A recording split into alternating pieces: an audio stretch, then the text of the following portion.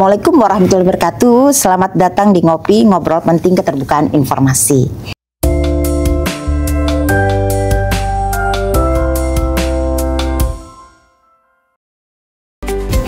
Hari ini saya Samrotuun Najah Ismail, Komisioner Bidang Edukasi, Sosialisasi dan Komunikasi Publik. Bersama saya di samping saya ada praktisi keterbukaan informasi publik, Bapak Alam Syah Saragih. Betul ya, Pak ya? Betul. Beliau juga Ketua Komisi Informasi Pusat periode pertama. Saya juga Kapanuli, Pak, jadi saya agak kagum juga. Bapak Saragih saya lupis. Berarti baik, apa kabar Pak Alam? Baik Bu Samro. Pada kesempatan ini kita akan berbicara tentang Undang-Undang BUMN yang kita tahu bersama bahwa adanya perubahan, sudah ada perubahan terkait dengan Undang-Undang BUMN, itu Undang-Undang Nomor 1 Tahun 2025 yang baru saja disahkan, dan tentunya kita akan membahas benang merahnya dengan pasal 14 di Undang-Undang KIP yang mengatur khusus tentang keterbukaan informasi publik. Kita ngobrol sebentar dengan Pak Alam terkait Undang-Undang BUMN yang baru. Menurut Bapak, kalau dikaitkan dengan Undang-Undang KIP, bagaimana pandangan Bapak dalam hal ini? Iya, sebetulnya sih kalau menurut saya nggak ada perubahan yang terlalu mendasar ya. Mungkin yang agak akan ada polemik itu entah sekarang, tadi, kemudian hari itu biasanya berkaitan dengan penegakan hukum, yang tampak sekali sih teman-teman BUMN itu merasa ingin bahwa sepanjang ada bisnis judgment rule dan sudah oke dengan ketentuan itu, mereka berharap aspek-aspek kerugian dan lain sebagainya itu tidak kemudian dimasukkan dalam skema tindak pidana korupsi. Makanya kemudian implikasinya komisaris, direktur itu kemudian mau dikeluarkan sebagai penyelenggara negara. Nah, sasarannya sebetulnya bukan persoalan kaitannya dengan keterbukaan informasi, tapi dengan tindak pidana korupsi.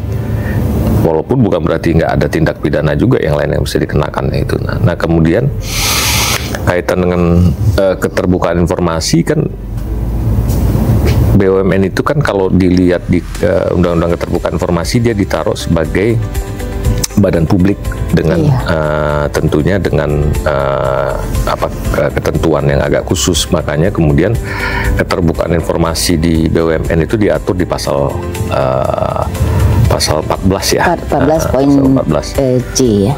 Diuraikan di situ yang sebetulnya item-itemnya tidak terlalu berbeda dengan aspek keterbukaan informasi yang selama ini juga sudah dijalankan oleh BUMN sebetulnya. Nah,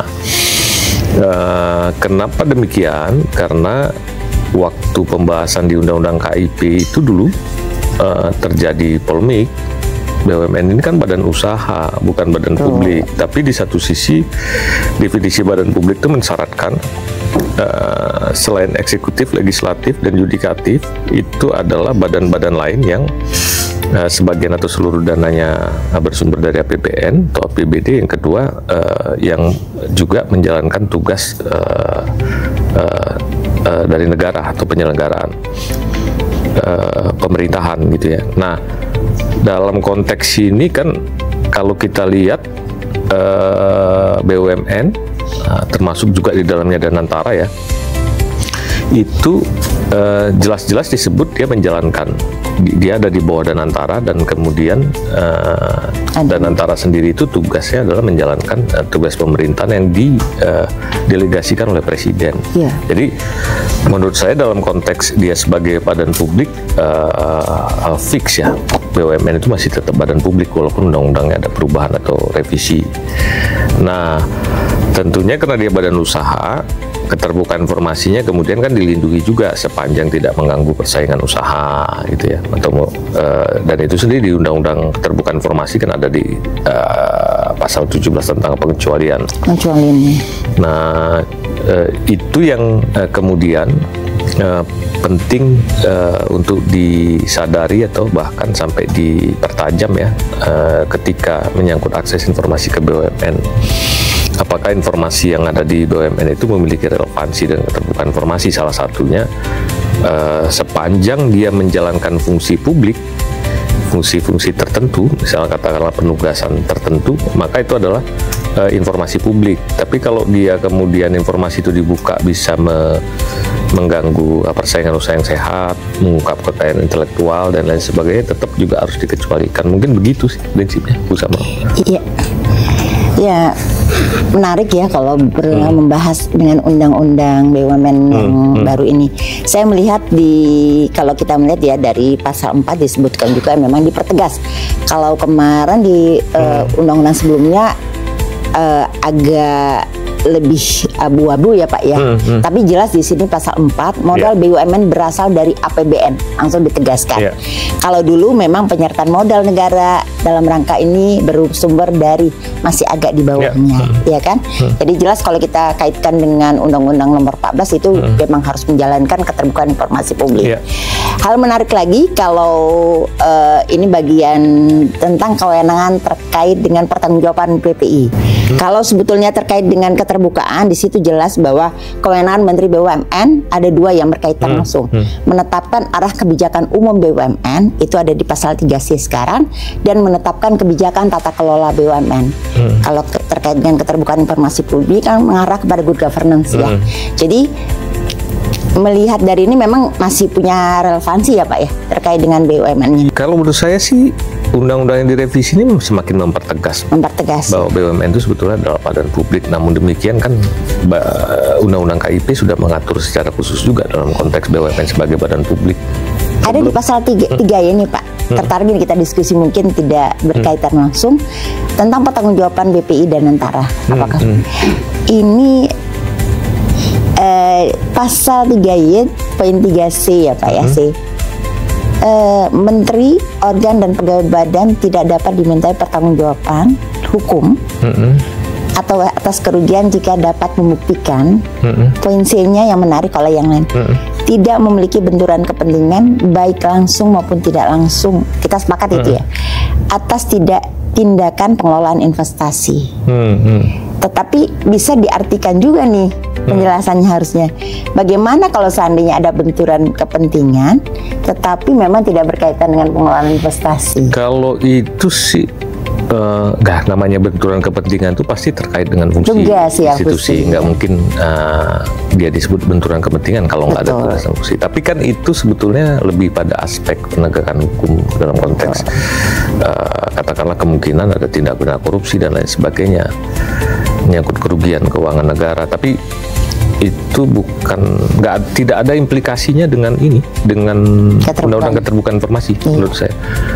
Makanya sejak awal tadi saya bilang polemik-polemik itu berkaitan dengan sederhananya beginilah, teman-teman BUMN itu merasa bahwa mereka itu jadi takut dan kemudian sulit mengambil keputusan, risikonya jadi tinggi di mana kita mau bersaing gitu kan.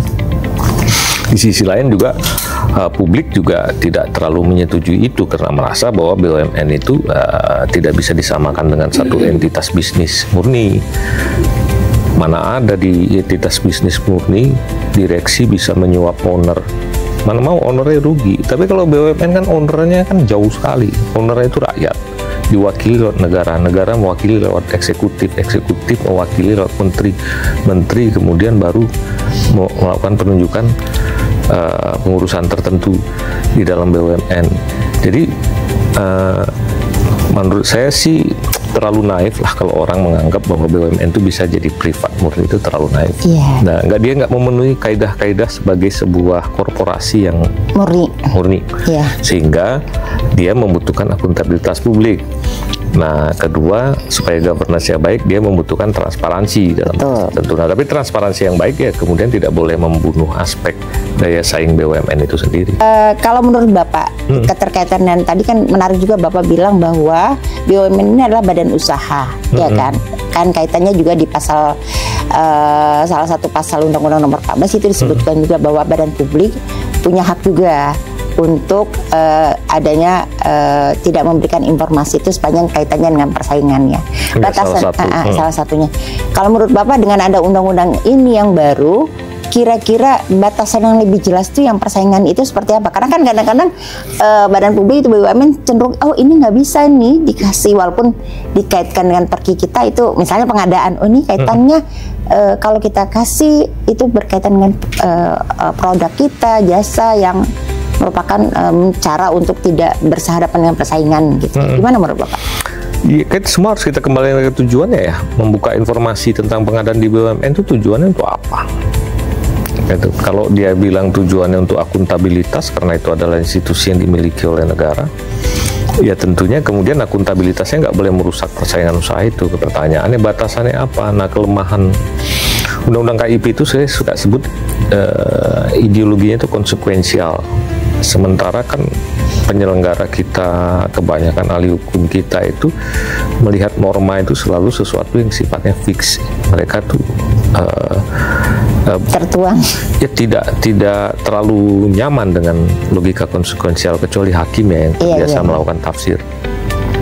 Tapi ya karena sudah undang-undangnya sudah mengatur begitu, maka mengganggu persaingan usaha itu dia harus kasih kerangka logisnya dan kemudian berhak diuji.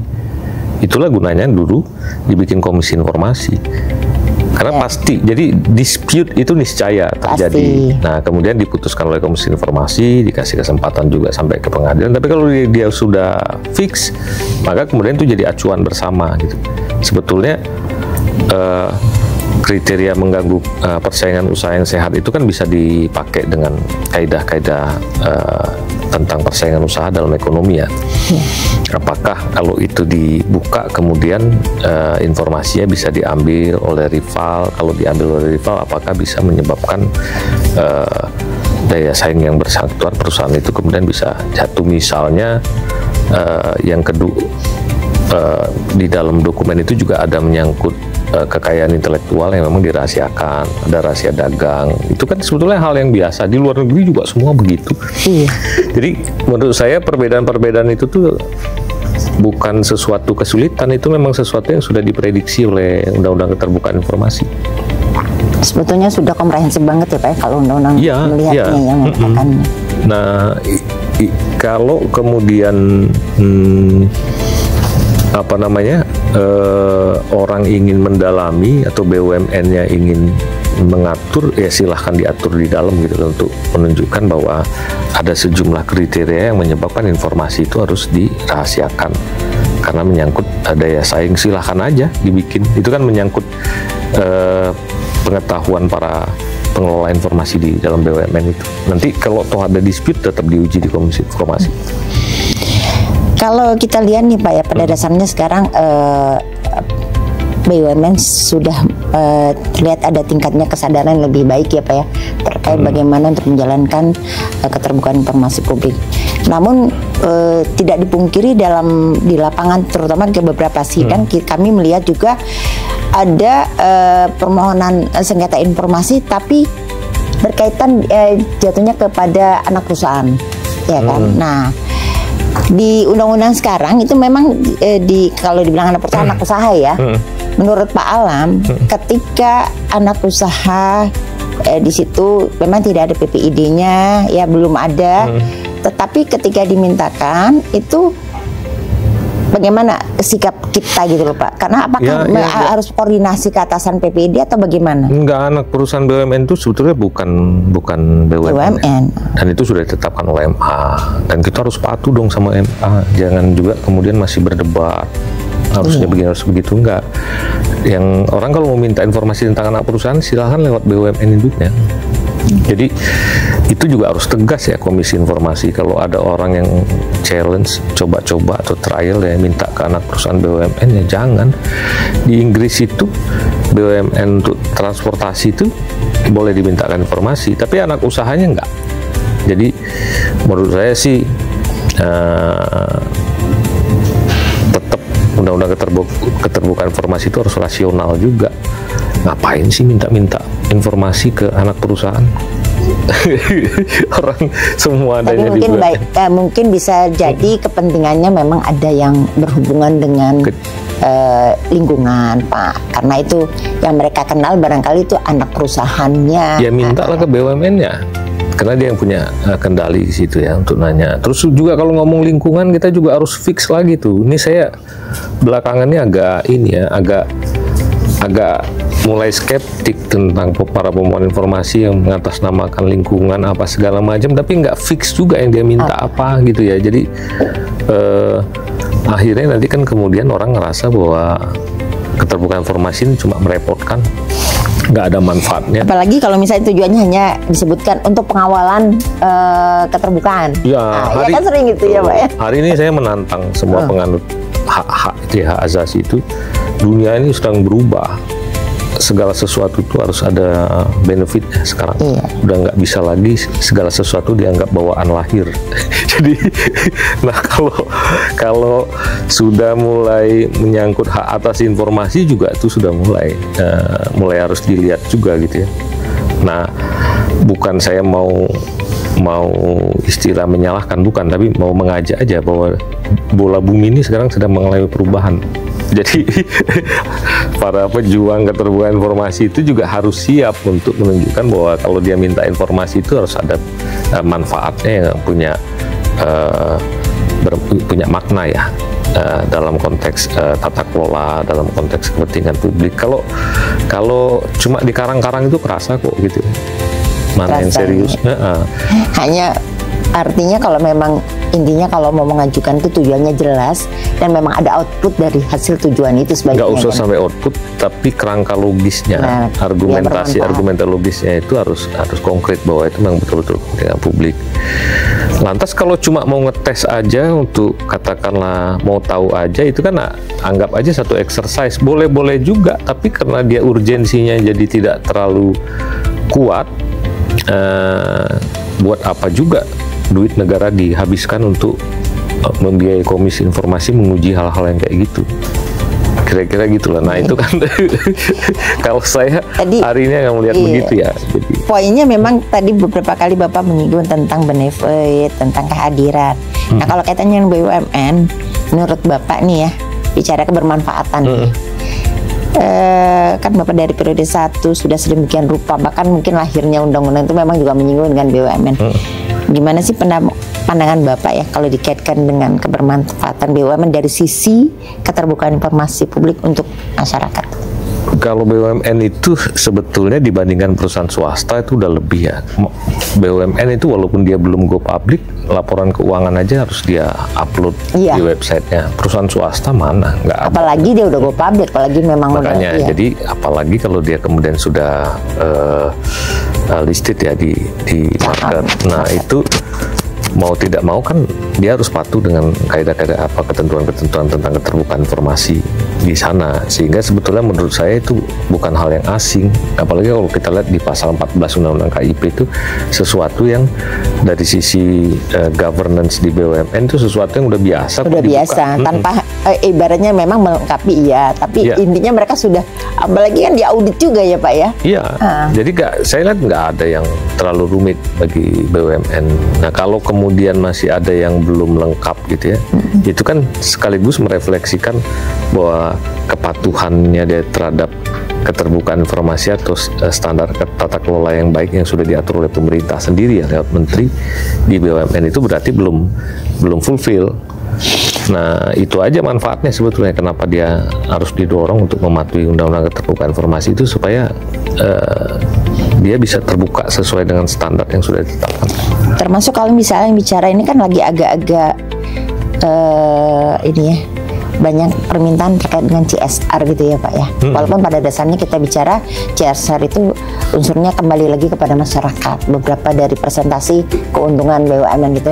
Menurut Bapak, kalau misalnya banyaknya permintaan itu kepada siapa sih rigid ya Pak ya? Walaupun kalau dikaitkan dengan undang PDP itu kan pasti harus tersumirkan ya kepada siapa penerimanya. Atau Bapak punya pandangan khusus?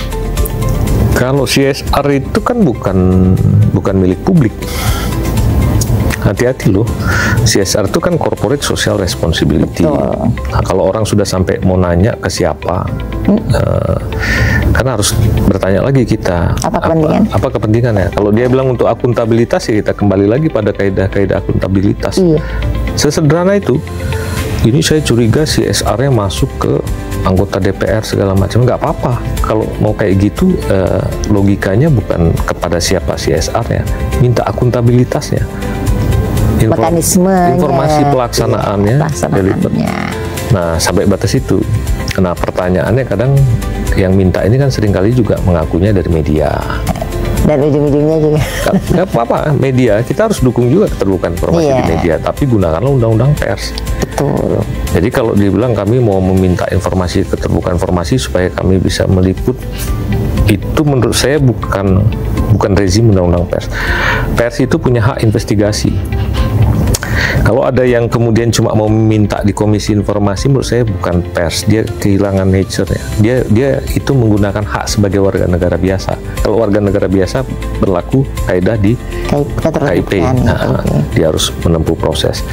Tapi kalau pers, dia ngaku pers, pertanyaan saya, kok kamu nggak punya kemampuan investigasi? Kok kamu nggak bisa menggali whistleblower kalau kamu mengendus di situ ada sesuatu yang menyimpang gitu? Kan ini sekaligus juga kita ngobrol ya. Iya. Saya mau challenge teman-teman pers.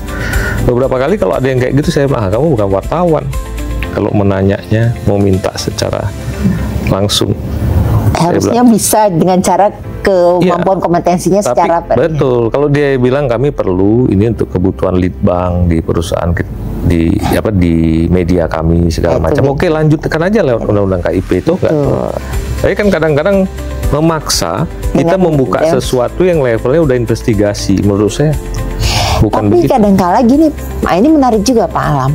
Ketika bicara yang investigasi, kadang-kala pemohon informasi itu yang tadinya tujuan itu pengawalan, pada saat proses pendalaman untuk informasi ini, dia melakukan investigasi loh Pak. Maksudnya gimana? Misalnya ketika dia memperoleh data seperti ini, dia bertanya seakan-akan dia investigator.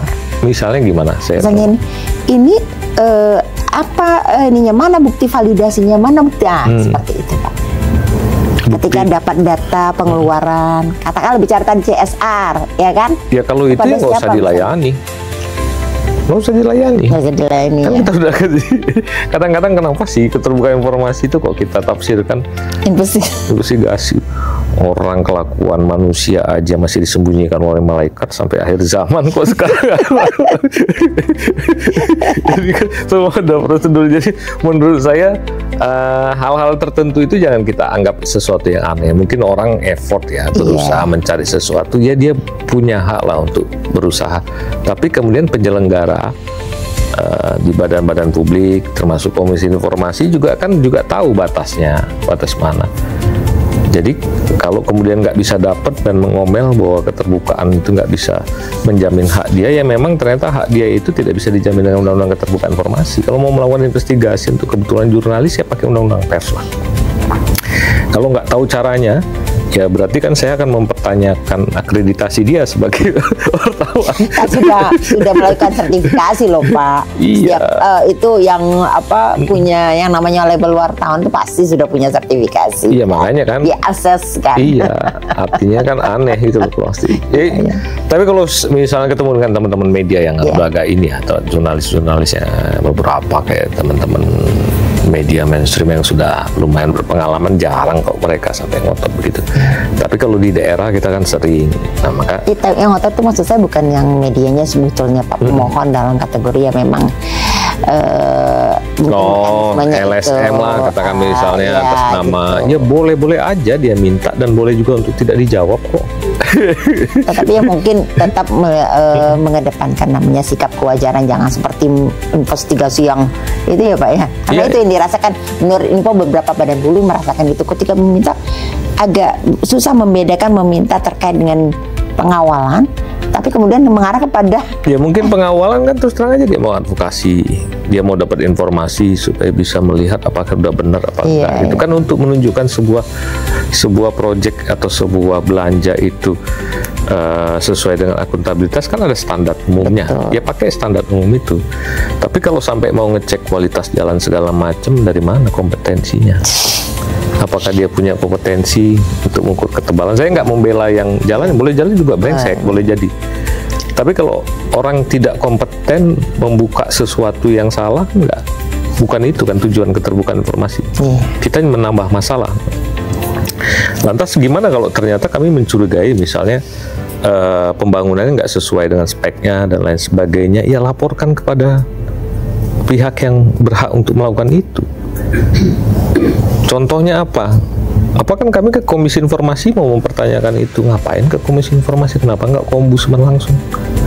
Ombudsman itu bisa manggil dan melakukan pemeriksaan, bisa manggil ahli teknis untuk mengecek kondisinya. Bukan langsung ke APH juga ya Pak ya? Ya kalau mau ke APH silahkan, tapi ya sih belum tentu juga selesai. Iya. Untuk menunjukkan ada maladministrasi Kak di dalamnya. Poin tahap pertama harusnya seperti itu ya, Ya, Ombudsman. makanya di Komisi Informasi atau PPID lah ya, katakan nih saya mau ngomong tentang PPID. Kalau sudah kebutuhannya itu bisa ditempuh dengan cara lain, ya silahkan pakai cara lain. Misalnya sesuatu yang diminta, kalau kita bilang ini sudah batas ini dikecualikan, tetap mau diminta. Ini saya nggak bosan-bosan, walaupun saya sendiri sebetulnya udah mulai bosan ya mengajarkan bahwa dalam informasi yang dikecualikan itu boleh tetap diminta, tapi yang harus dikuasai oleh PPID, apakah orang ini mewakili kepentingan publik. Kedua, kalau memang mewakili kepentingan publik, apakah dia bisa mencapai tujuannya itu dengan cara lain. Saya mau melihat penyelewengan di dalam pembangunan jalan. Apakah harus dengan meminta informasi sampai yang teknis? Apakah harus begitu? Adakah cara lain untuk membuktikan itu? Caranya apa? Seperti saya bilang, kalau dia menduga ada penyelewengan, pertama kan ada maladministrasi. Ya ke Ombudsman lah. Ngapain harus ngakses informasi dulu? Betapa nggak efisiennya negara ini. Nanti kan muncul spekulasi baru, oh informasi enak untuk diperdagangkan. Ya, makanya kecakapan mengelola tata negara itu, termasuk keterbukaan informasi itu, orang harus mau bekerja keras mempelajari betul-betul hal-hal teknis dalam mengelola informasi. Jadi bukan sekedar melihat bagaimana SOP biasa gitu ya, kemudian memberikan kepada publik mana yang boleh, mana yang tidak, bukan seperti itu. Jadi kaidah-kaidahnya itu harus didalami dengan baik. Nah, tentunya saya sih menyarankan juga Komisi Informasi harus bisa mengeluarkan petunjuk teknis yang clear bagi PPID. Makanya jangan juga orang menanya, kenapa sih kok peraturan teknis itu diserahkan ke Komisi Informasi? Kalau diserahkan ke badan publik gimana nanti? Jadi nggak imbang kan? Yang mengatur badan publik, di sini ada masyarakat gitu kan.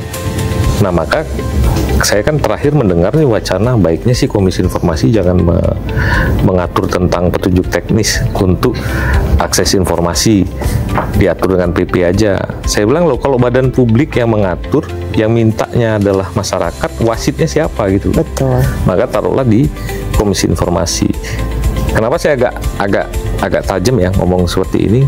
Karena inilah yang paling sering. Sampai hari ini terus terang Bu Samro, saya bosan ngelihat keluhannya selalu sama. Ini banyak LSM mau minta begini, ujung-ujungnya mau nanya sesuatu.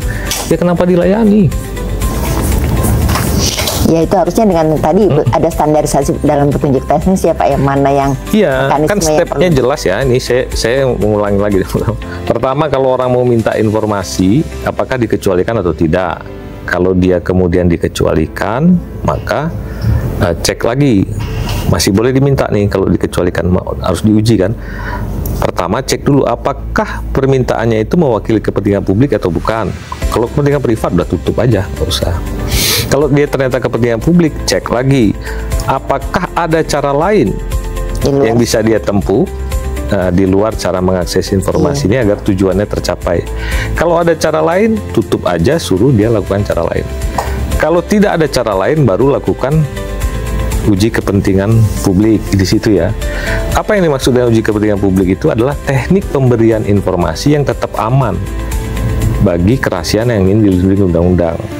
Misalnya ya saya nggak bisa kasih Anda sampai detail, agregasinya bisa. Toh dengan agregasi ini tujuan Anda bisa tercapai, informasi umumnya gitu ya, dan lain sebagainya.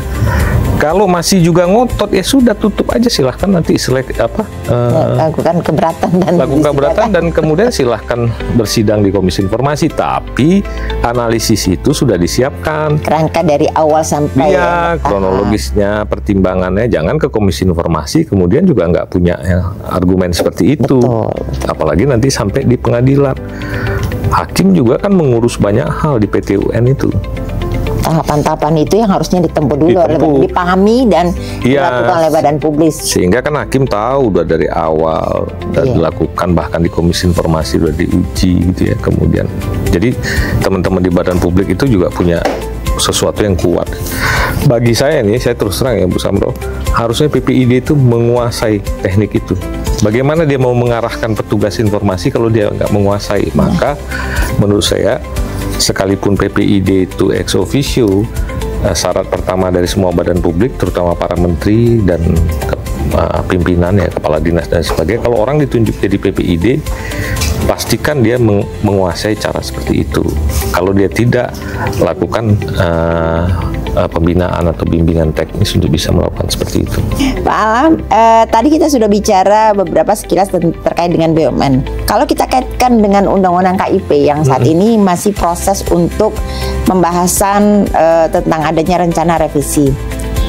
Kalau menurut Pak Alam, urgensinya bagaimana Pak terkait Undang-Undang BUMN ini? Apakah bisa menguatkan ketika dikaitkan untuk revisi Undang-Undang KIP dengan Undang-Undang BUMN?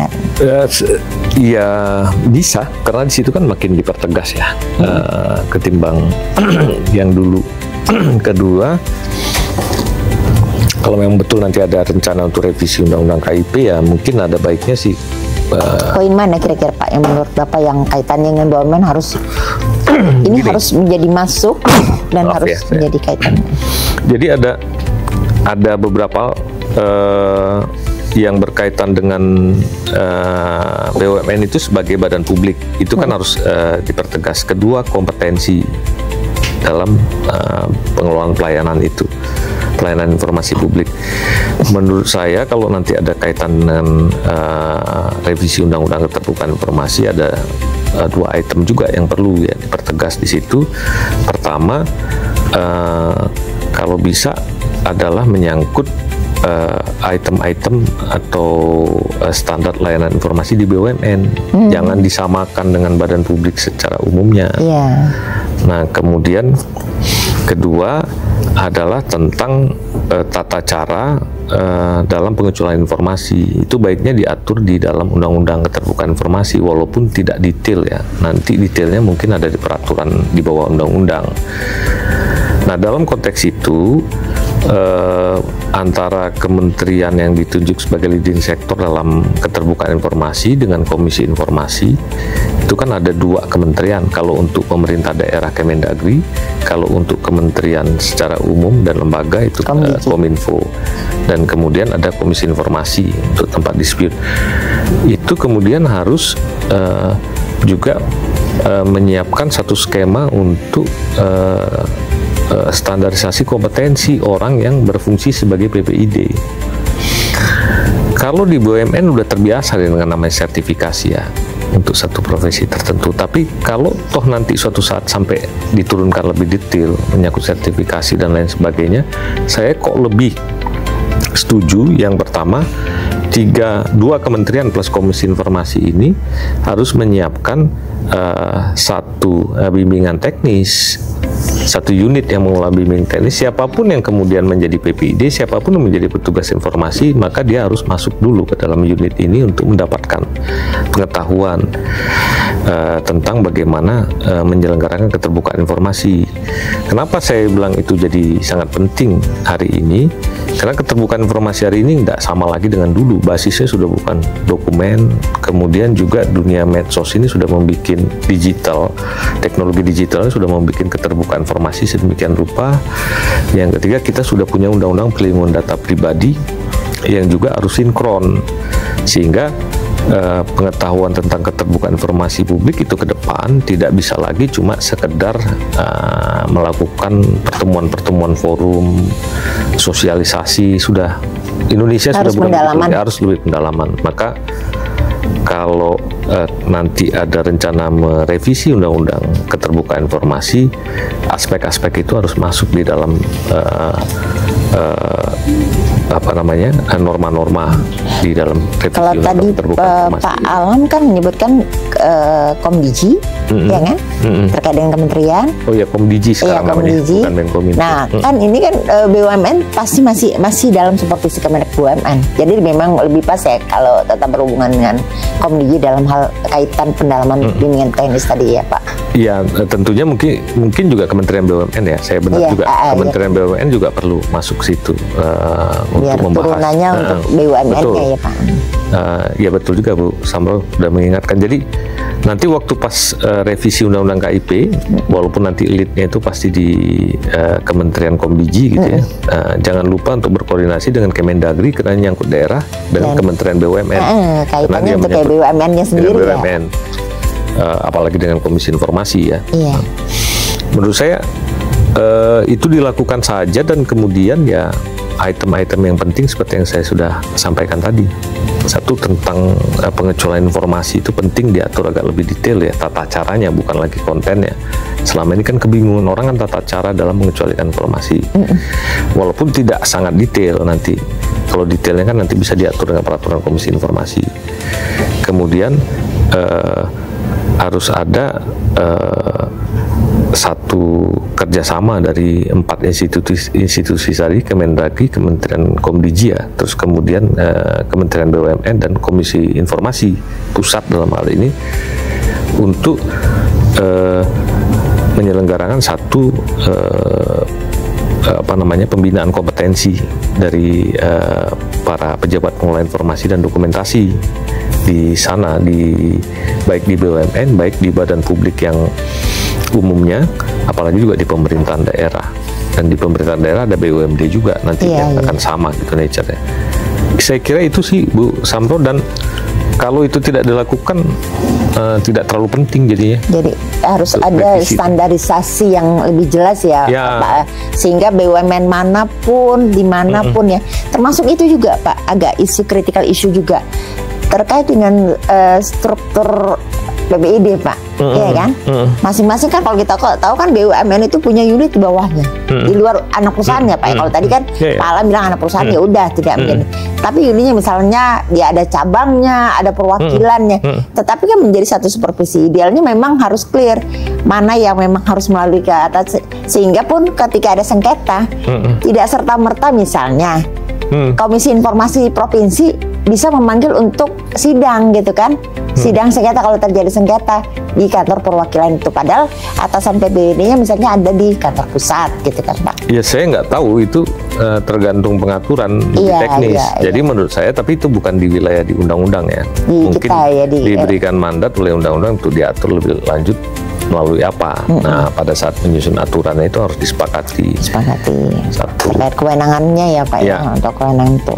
Nah, saya nggak tahu apakah momennya pas karena pemerintah hari ini sepertinya selalu ingin beririt ya, ingin mengurangi budget.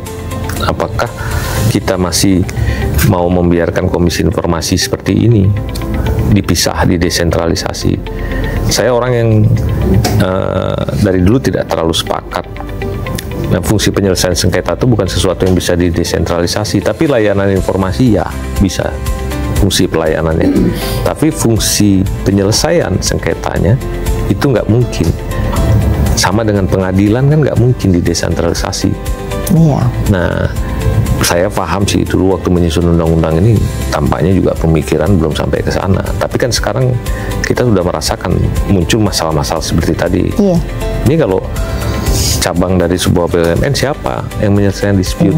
Ya menurut saya sih nggak perlu kalau dalam menyusun undang-undang itu kerangkanya sejak awal clear, nggak akan terjadi seperti itu. Tapi menurut saya sudahlah, itu proses belajar. Dan kalau nanti revisi undang-undang keterbukaan informasi, menurut saya sih komisi-komisi informasi di daerah itu harus terafiliasi Komisi Informasi Pusat ya, sebut aja Komisi Informasi seperti KPU, Bawaslu, supaya dalam dia menyelenggarakan penyelesaian sengketa bisa punya kewenangan ya, jadi lebih clear dan kemudian ya lagi-lagi saya ingatkan pelayanan informasinya itu bagus di desentralisasi, tapi penyelesaian sengketanya itu tidak mungkin didesentralisasi. kira-kira gitu. Jadi memang analognya kalau terkait dengan penyelesaiannya, memang idealnya ya sesuai dengan kewenangan atasan PPID-nya juga kan Pak, kan masih diatur di undang-undang bahwa dia mewakili badan publik. Nah ketika bicara memang di cabang atau di perwakilannya tidak ada atasan PPID dan dia memang idealnya penyelesaian sengketa hari ini memang diselesaikan. Ya, even misalnya ada pemerintah daerah lah ya, kita kan ada BUMD itu. Kemudian dianggap itu tugasnya Komisi Informasi Daerah gitu ya. Terus ketika ada cabang, lantas tugas siapa? Polri misalnya. Di sana kan ada Polda, Polsek, siapa? Jadi kan capek berdebat seperti itu. Tapi kalau Komisi Informasi Daerah ini merupakan organ dari Komisi Informasi Pusat, kan selesai semua. Selesai. Nah, kalau misalnya dalam kondisi sekarang masih proses seperti masih dalam kondisi seperti ini, menurut Pak Alam baiknya seperti apa? Diatur aja oleh Komisi Informasi, sudah. Komisi Informasi Pusat ya dalam hal ini.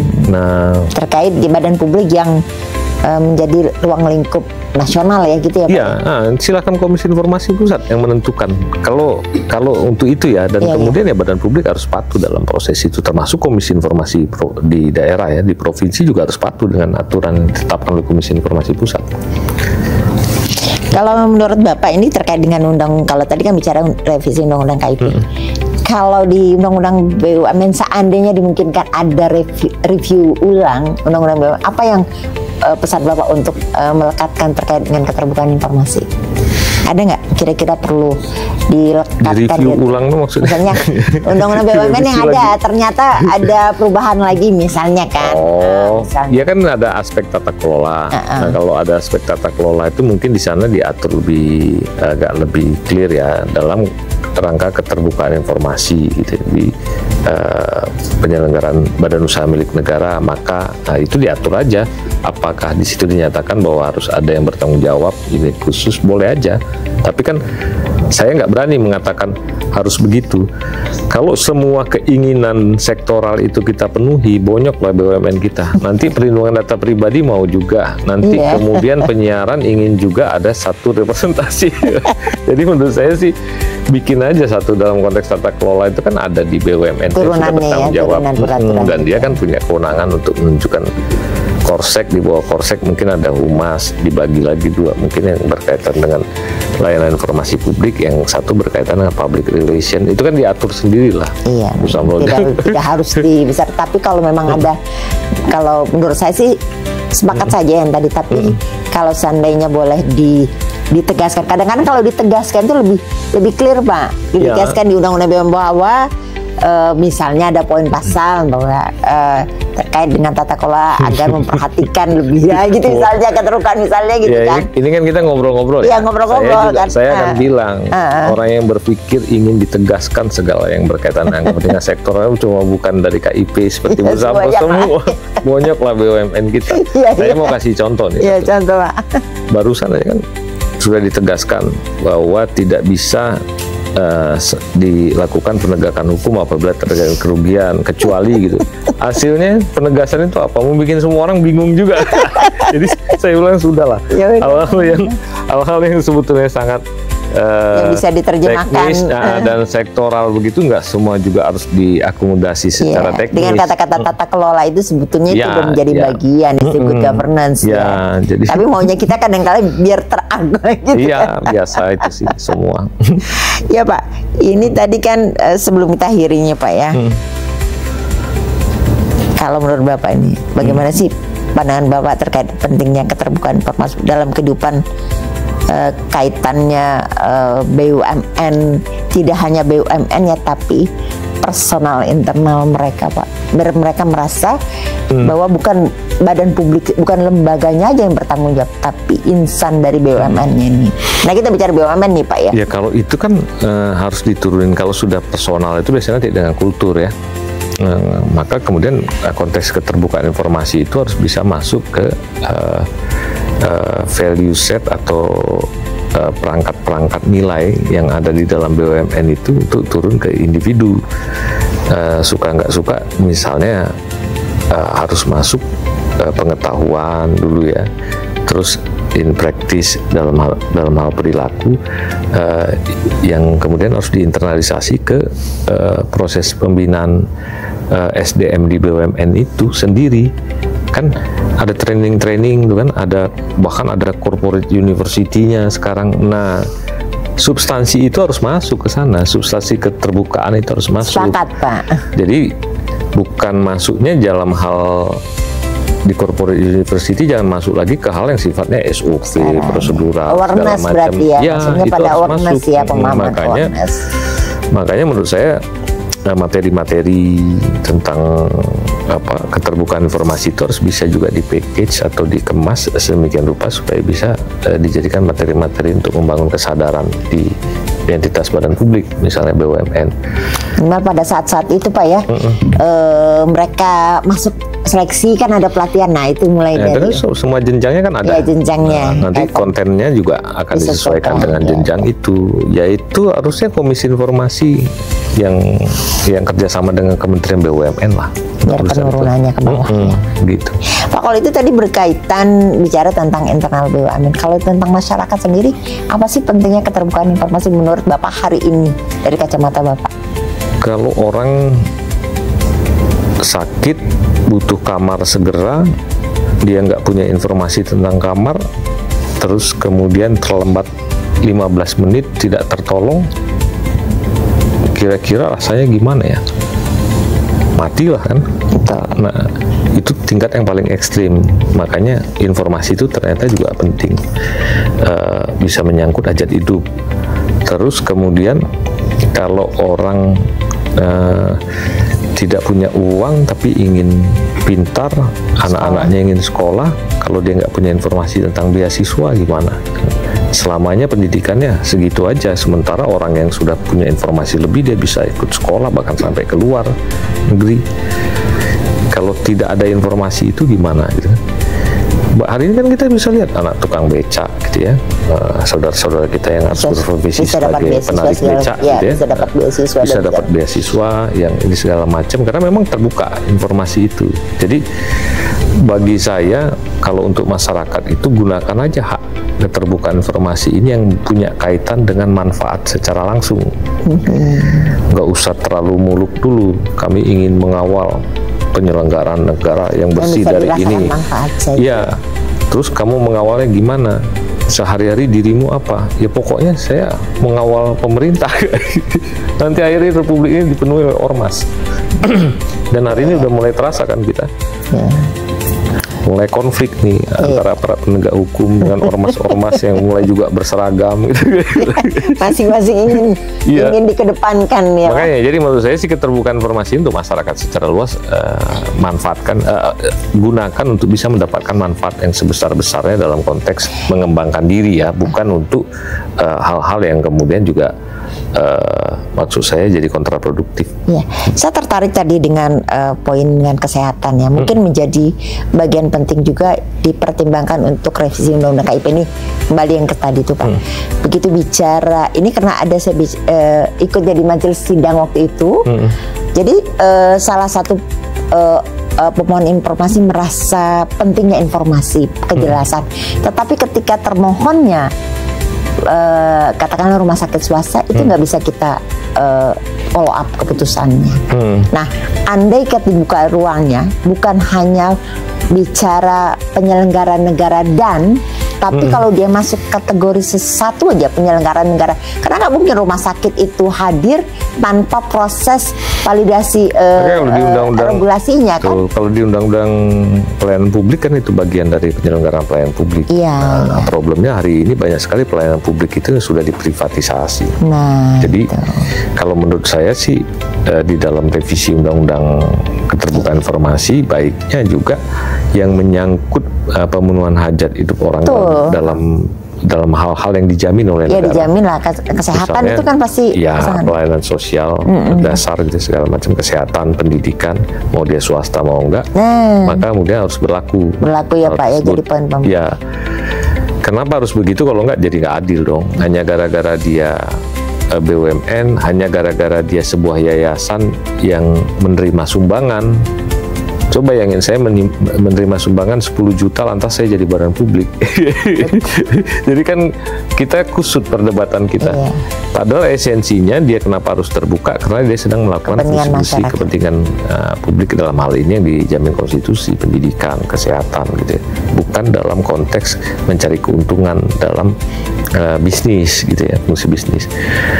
Tapi itu nggak gampang Bu Zamro, karena saya membayangkan sel otak kita di manusia Indonesia dalam bukan hanya revisi, dalam menyelenggarakan negara ini kusutnya minta ampun. Masih orang Indonesia itu sudah puluhan tahun lama meninggalkan tentang mana yang harusnya merupakan tugas negara, mana yang bukan gitu. Jadi cepat sekali tuh tiba-tiba menjadi kusut dan tidak berani mengambil keputusan pemerintah. Tapi kalau kita sudah berani putuskan bahwa negara ini dibentuk dengan misi tertentu, maka urusan pendidikan, urusan kesehatan mau diselenggarakan oleh swasta pun tetap harus menjadi merupakan fungsi publik. Gitu. Apakah dalam fungsi publik lantas swasta nggak boleh dapat untung? Boleh, tapi kemudian ditetapkan juga batasannya. Kalau menurut saya. Terus kedua, apakah swasta dalam melakukan fungsi publik bisa mendapatkan hak budget juga oleh negara? Boleh. Makanya ada unit cost. Kalau swasta melakukan pendidikan boleh juga dong dia dapat bantuan semacam 1 unit cost untuk pendidikan. Tapi itu kan harus dibikin sama cara pandang. Hari ini enggak, semua sporadik aja. Kalau lagi minat bahwa yayasan yang mengelola pendidikan itu dianggap sebagai badan publik, dicari-carilah problemnya. Pernah nerima bos nggak? Pernah nerima bantuan hibah nggak dari pemerintah? Pernah. Dirimu badan publik, itu kan nggak jelas. Jadi kalau menurut saya sih itu harus ditetapkan. Mungkin saya sih sepakat di dalam revisi Undang-Undang Keterbukaan Informasi itu sepakati dulu tuh public domain itu. Iya, berkaitan dengan kesehatan, pendidikan, sarana ya Pak ya. Nah itu dieksplisitkan, bahkan kalau perlu dijelaskan bahwa mau dilakukan oleh swasta maupun tidak. Iya, penyelenggara yang berkaitan dengan itu ya. Nah itu sih harus dituangkan dalam undang-undang kalau menurut saya yang itu, supaya kita tidak menafsirkan sendiri-sendiri. Kedua juga mengajak kita menjadi lebih jelas dalam mengelola negara ini, batasan fungsi negara itu di dalam hal kesehatan, misal pendidikan dan yang lain itu di mana. Ya, jadi gitu. Ibaratnya kaitan langsung operasionalnya ke masyarakatnya ya Pak ya tadi. Baik Pak Alamsyah, terima kasih banyak. Ini sebetulnya podcast ini juga berkaitan dengan memaknai hari lahirnya undang-undang Pak. Bapak yang lebih paham tentang undang-undang pada saat tanggal 30 April beberapa tahun yang lalu, 17 ya. 17 tahun 2008, 17 tahun yang lalu. Ya, tapi efektifnya baru 2 tahun setelahnya itu ya, Pak ya. Ya, zaman juga berubah.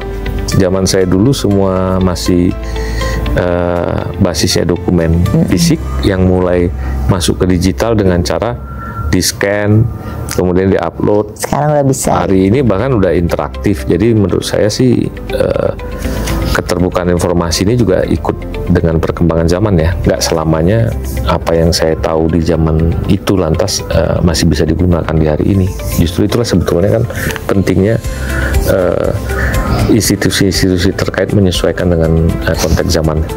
Ada closing khusus Pak, closing statement bagi entah itu bagi pemuda, entah itu bagi ibu-ibu barangkali Pak. Ibu-ibu kan sering cari informasi tapi melalui medsos atau apa, ada pesan khusus Pak? Ya, pertama kan keterbukaan informasi itu udah eranya masuk ke era manfaatnya, bukan lagi sekedar tahu, bukan lagi sekedar merasa punya hak. Jadi dia akan bermakna kalau kemudian keterbukaan informasi itu bisa sampai pada tahap bagaimana informasi tersebut jadi bermanfaat gitu ya untuk masyarakat. Maka hari ini sih saya berpikir gunakanlah segala kanal, segala aturan dan kemudian segala lembaga yang menjalankan keterbukaan informasi ini sebagai sarana untuk mendapatkan informasi yang memang bermanfaat untuk mengembangkan kapasitas diri maupun kesejahteraan dari pengguna informasi. Maka baik badan publik maupun Komisi Informasi tampaknya mulai hari ini sudah harus memastikan bahwa layanan informasi publik itu hari ke hari itu memang makin dekat dengan kemanfaatan. Itu aja sih kalau pesan dari saya di dalam rangka apa Hari Keterbukaan Informasi. Saya senang dengan Pak Alamsyah khususnya karena ini topiknya adalah BUMN ya Pak. Jadi mungkin bukan pesan khusus ya. Dan satu karena dari Komisi Informasi Pak, harapannya kepada manajemen BUMN tidak hanya mengacu kepada Undang-Undang BUMN nih Pak ya, tapi melihat juga kepada makna daripada Undang-Undang Keterbukaan Informasi Undang-Undang Nomor 14 Tahun 2008, di mana ditegaskan bahwa informasi wajib juga berlakukan untuk BUMN. Dan harapannya tidak hanya pada tahapan untuk penganugerahan ya Pak, menjadi badan publik informatif gitu ya. Tidak selesai sampai di situ karena seperti tadi disampaikan oleh Pak Alam, saya merupakan Ketua Komisi Informasi periode pertama, bahwa saat ini adalah sesi dari kebermanfaatan. Maka ketika bicara kebermanfaatan, tentunya kita juga harus mengawal apakah stakeholder dalam hal ini user kita ya, produk dan jasa BUMN sudah paham dan bisa memanfaatkan informasi itu untuk kebermanfaatan dia, ya kan? Tanpa membedakan di mana dia berada, tanpa membedakan siapa dia, tanpa membedakan perempuan atau laki atau siapapun, gitu ya Pak ya. Karena semua bicara hak asasi informasi menjadi hak semua, tapi bukan kuncinya itu. Bagaimana dikawal bisa bermanfaat. Terima kasih sahabat informasi. Mari kita memaknai Hari Keterbukaan Informasi sesuai dengan makna keterbukaan informasi publik, mengedepankan kebermanfaatan untuk kepentingan bersama. Terima kasih Pak Alam. Terima kasih. Sahabat informasi, sahabat Transparan, terima kasih. Salam keterbukaan informasi. Assalamualaikum warahmatullahi wabarakatuh.